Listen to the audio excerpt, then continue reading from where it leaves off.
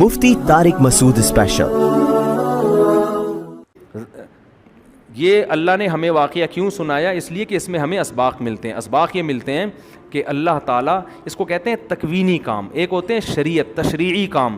تشریعی کیا ہے؟ نماز، روزہ، حج، زکوٰۃ، یہ اللہ کے آرڈر۔ ایک ہوتا ہے تکوینی، دنیا میں نظام کائنات چل رہا ہے نا، تو بہت سارے کام اللہ فرشتوں سے لے رہے ہیں، یہ تکوینی کام کہلاتے ہیں۔ کوئی بیمار ہو رہا ہے، کوئی ٹھیک ہو رہا ہے، کسی کے رزق میں اضافہ ہو رہا ہے، کوئی کسی کی ٹانگ ٹوٹ رہی ہے، کسی کی لاٹری کھل رہی ہے۔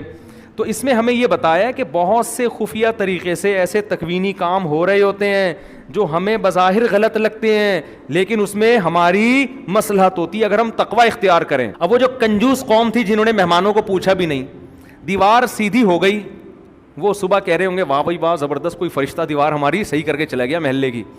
ان کمبختوں کو نہیں پتا کہ اس میں تمہارا نقصان ہوا ہے۔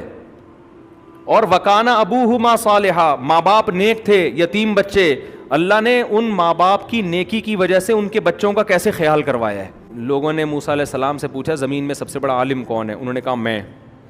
اب بات تو بالکل صحیح تھی، ٹھیک ہے، بات بالکل، کیونکہ پیغمبر سے بڑا عالم کوئی نہیں ہوتا، لیکن اللہ کو آپ کا یہ انداز پسند نہیں آیا۔ یہ بخاری کی حدیث ہے۔ اللہ نے کہا کہ اے موسیٰ کچھ علم ہم نے دوسروں کو بھی دیے ہیں۔ تو حضرت خضر علیہ السلام کے پاس موسیٰ علیہ السلام گئے، تو خضر علیہ السلام سے ملاقات ہوئی۔ خضر علیہ السلام نے کہا کہ موسیٰ علیہ السلام نے کہا مجھے اللہ نے آپ کے پاس بھیجا ہے۔ انہوں نے کہا ٹھیک ہے بھیجا ہے، تو اب میرے ساتھ سفر آپ نے جو کرنا ہے اس میں پورے سفر میں آپ نے خاموشی اختیار کرنی ہے، اعتراض نہیں کرنا، کیونکہ اللہ نے بھیجا ہے اور میں بھی اللہ کی طرف سے مامور ہوں، تو میں کوئی کام غیر شرعی نہیں کروں گا۔ حضرت موسیٰ نے کہا ایگریمنٹ کر لیا، بھائی ٹھیک ہے بھائی ہمارا وعدہ ہے۔ تو خضر علیہ السلام چلے موسیٰ علیہ السلام کے ساتھ، موسیٰ علیہ السلام کے ساتھ ان کے خادم بھی تھے۔ تو جب گئے ہیں تو کشتی میں جب بیٹھے ہیں تو کشتی کنارے پہ لگنے والی تھی، اور خضر علیہ السلام نے کشتی کا پھٹا پھاڑ دیا، اس کو عیب دار بنا دیا۔ موسیٰ علیہ السلام نے فوراً بولا اخرقتها لتغرق اہلها، کشتی کو داغدار کر دیا، اس سے تو لوگ مر سکتے تھے۔ خضر علیہ السلام نے فرمایا الم اقل لک انک لن تستطیع، الم اقل انک لن تستطیع معی صبرا، اے موسیٰ تو میرے ساتھ صبر نہیں کر سکتا، میں نے کہا تھا۔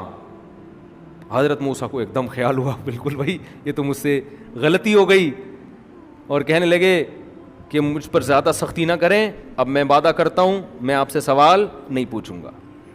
پھر آگے گئے ہیں، لقیہ غلامن، ایک نوجوان لڑکا، خضر علیہ السلام نے اس کو قتل کر دیا۔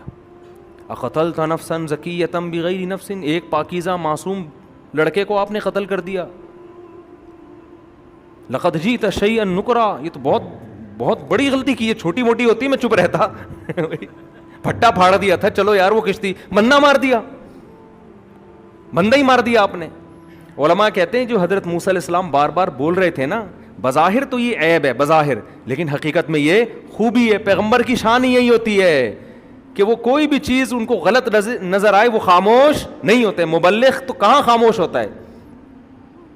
تو یہ حضرت موسیٰ کا کمال تھا کہ بھئی غلط بات پہ کیسے خاموش رہوں۔ پھر انہوں نے کہا الم اقل لک، میں نے کہا نہیں تھا آپ میرے ساتھ صبر نہیں کر سکتے۔ یہ تو اللہ نے موسیٰ علیہ السلام کو پہلے کہہ دیا تھا کہ میرا نیک بندہ ہے، اگر اللہ نے بتایا نہ ہوتا تو حضرت موسیٰ ان کو ڈیلیٹ کر چکے ہوتے، کہ جب بندہ مارا نا وہ کہتے تو نے یہ بندہ کیسے مارا، میں نے تو ایک مکہ مارا تھا، غلطی سے بندہ مارا تھا، اب میں جان کر بتاتا ہوں۔ تو موسیٰ علیہ السلام نے کیا کیا؟ ان کو اعتراض کیا کہ ایک معصوم لڑکے کو آپ نے قتل کر دیا۔ انہوں نے کہا میں نے کہا تھا کہ آپ میرے ساتھ صبر نہیں کر سکتے۔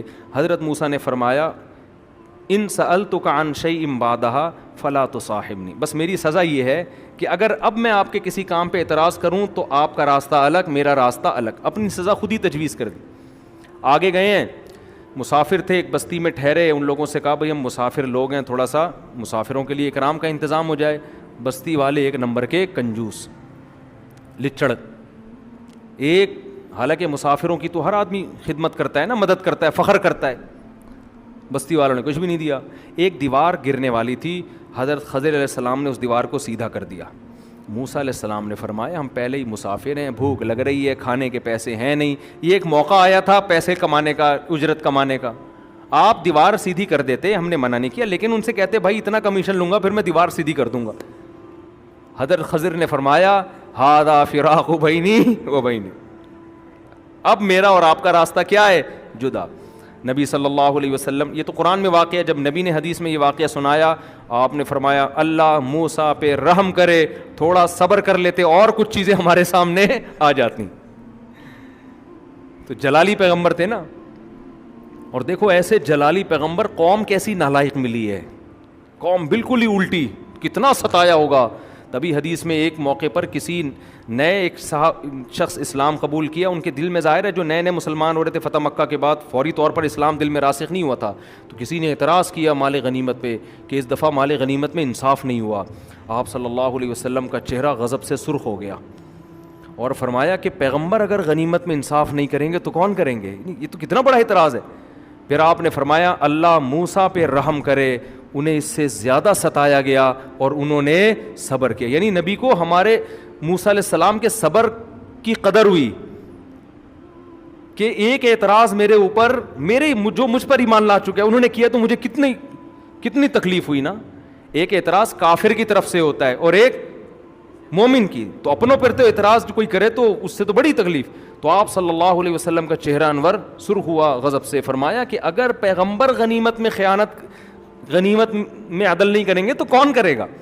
پھر آپ نے فرمایا اللہ موسیٰ پہ رحم کرے جن کو اس سے زیادہ ستایا گیا اور انہوں نے صبر کیا. تو حدیث کا مطلب یہ نہیں کہ معاذ اللہ موسیٰ علیہ السلام بے صبرے تھے, یہ تو ایک جزوی واقعہ تھا, اس لیے آپ نے فرما دیا کہ اللہ موسیٰ پہ رحم کرے. اگر صبر کرتے تو اور بھی بہت سارے واقعات سامنے آ جاتے. پھر ان خضر علیہ السلام نے بتایا کہ میں نے یہ کیوں کیا ہے, یہ سب اللہ کے حکم پہ کیا ہے. پہلا کام, وہ کشتی جس کو میں نے توڑ کے برابر توڑ دیا, وجہ اس کی یہ تھی وہ کسی آگے ظالم بادشاہ تھا, عیب دار کشتی کو چھوڑ دیتا تھا اور جو کشتی صحیح سالم ہوتی تھی اس کو رکھ لیتا تھا. تو اللہ نے چاہا کہ یہ کشتی اس ظلم سے بچ جائے. یہ ایک پھٹا تو بعد میں لگانا آسان ہے نا, لیکن پوری کشتی چھڑوانا بڑا مشکل کام ہے. دوسرا کام, وہ جو نوجوان کو میں نے قتل کیا, اللہ کے علم میں یہ بات تھی یہ بڑا ہو کر اپنے والدین کا باغی بنے گا. اس کے ماں باپ نیک انسان تھے, اللہ نے ارادہ کیا کہ اس کو موت دے کر اس کے بدلے میں کوئی نیک صالح بیٹا دیں ان کو, تو اللہ کے حکم پر میں نے اس کو قتل کر دیا. اور تیسرا, جو دیوار تھی اس کے نیچے یتیم بچوں کا خزانہ تھا, اور وکانہ ابوہما صالحا, ان کے والدین نیک صالح تھے. تو اگر یہ دیوار گر جاتی, محلے کے کنجوس لوگ, یہ جنہوں نے ہمیں اکرام بھی نہیں کیا ہمارا, یہ سارے اس کروڑوں روپے کے خزانے کے مالک بن جاتے. تو اللہ نے ارادہ کیا کہ یہ دیوار ابھی نہ گرے, بچے جوان ہو جائیں گے, مضبوط بن جائیں گے, پھر ان کو پتہ چلے گا ہمارے والدین نے یہاں خزانہ دفن کیا تھا, تو والدین کے خزانہ ان کی ملکیت میں آئے گا. تو یہ اللہ نے ہمیں واقعہ کیوں سنایا؟ اس لیے کہ اس میں ہمیں اسباق ملتے ہیں. اسباق یہ ملتے ہیں کہ اللہ تعالیٰ, اس کو کہتے ہیں تکوینی کام, ایک ہوتے ہیں شریعت تشریعی کام. تشریعی کیا ہے؟ نماز, روزہ, حج, زکوٰۃ, یہ اللہ کے آرڈر. ایک ہوتا ہے تکوینی, دنیا میں نظام کائنات چل رہا ہے نا, تو بہت سارے کام اللہ فرشتوں سے لے رہے ہیں, یہ تکوینی کام کہلاتے ہیں. کوئی بیمار ہو رہا ہے, کوئی ٹھیک ہو رہا ہے, کسی کے رزق میں اضافہ ہو رہا ہے, کوئی کسی کی ٹانگ ٹوٹ رہی ہے, کسی کی لاٹری کھل رہی ہے. تو اس میں ہمیں یہ بتایا کہ بہت سے خفیہ طریقے سے ایسے تکوینی کام ہو رہے ہوتے ہیں جو ہمیں بظاہر غلط لگتے ہیں, لیکن اس میں ہماری مصلحت ہوتی ہے اگر ہم تقوی اختیار کریں. اب وہ جو کنجوس قوم تھی جنہوں نے مہمانوں کو پوچھا بھی نہیں, دیوار سیدھی ہو گئی, وہ صبح کہہ رہے ہوں گے واہ بھائی واہ زبردست, کوئی فرشتہ دیوار ہماری صحیح کر کے چلا گیا محلے کی. ان کمبختوں کو نہیں پتا کہ اس میں تمہارا نقصان ہوا ہے. اور وکانہ ابوہما صالحا, ماں باپ نیک تھے, یتیم بچے, اللہ نے ان ماں باپ کی نیکی کی وجہ سے ان کے بچوں کا کیسے خیال کروایا ہے کہ غیب سے اللہ ان کے خزانوں کی حفاظت کر رہا ہے. اس میں ہمیں سبق ملتا ہے, آپ اگر نیک ہیں اس کی برکتیں آپ کی اولاد میں ٹرانسفر ہوتی ہیں, سمجھتے ہو؟